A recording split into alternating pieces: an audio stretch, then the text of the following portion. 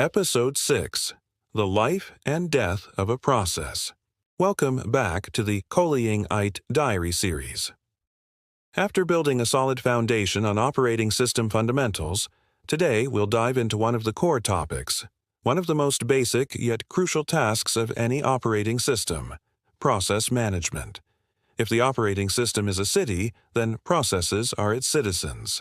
They are born, grow, work, communicate, and eventually reach the end of their life cycle. The city government, the OS, must manage these citizens effectively. 1. Program versus process.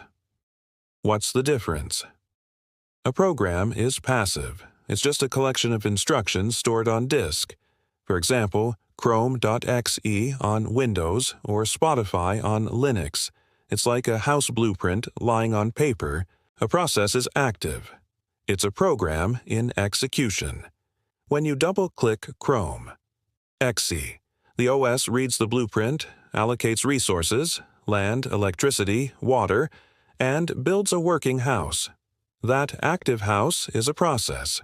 A single program can spawn multiple processes. Chrome, for instance, runs multiple processes. One for the interface, one for each tab, and so on. 2. The birth of a process. Process creation. When you tell the OS to run a program, what actually happens? The OS performs several tasks: assign a process ID, PID, a unique ID for identification and management, allocate memory, separate address space in RAM, divide it into text, code, data, global variables, heap, dynamic allocation, and stack, function calls. Create a process control block, PCB, a kernel data structure containing PID process state, running, waiting, ready, etc. Program counter, next instruction, CPU registers, scheduling info, priority, etc. Memory management info, address space, resource info, open files, devices. In Unix-like systems, Linux, macOS, processes follow a parent-child model. A parent spawns a child. The child starts as a near copy of the parent but can replace itself with a new program. 3. The death of a process. Process termination. Every process eventually ends. 2 main cases. Normal termination. The process finishes its job and makes a system call to exit gracefully. Abnormal termination. The process is killed due to errors such as illegal memory access. Invalid computation, divide by 0, parent killing child user interruption, Ctrl+C, force close. When a process ends, the OS cleans up, frees memory, closes files, and removes the PCB. This prevents resource leaks. 4.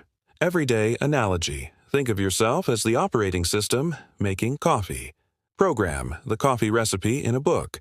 Process creation, you start preparing coffee. Tray, PID and PCB, coffee, cup, filter, water, your allocated resources. Following steps, mods, executing instructions. Termination, normal, you finish the coffee, enjoy it, wash and clean up. Abnormal, the cup breaks mid-process. You stop, clean the mess, reclaim resources. Conclusion: process creation and termination happen constantly, thousands, millions of times while we use a computer. This underpins multitasking. The OS must handle these tasks quickly, efficiently, and safely to keep the system smooth. Understanding the process lifecycle is the first step to mastering system programming and debugging. In the next episode, we'll tackle a harder question: how can these citizens work and communicate peacefully without chaos? That's process synchronization. See you then.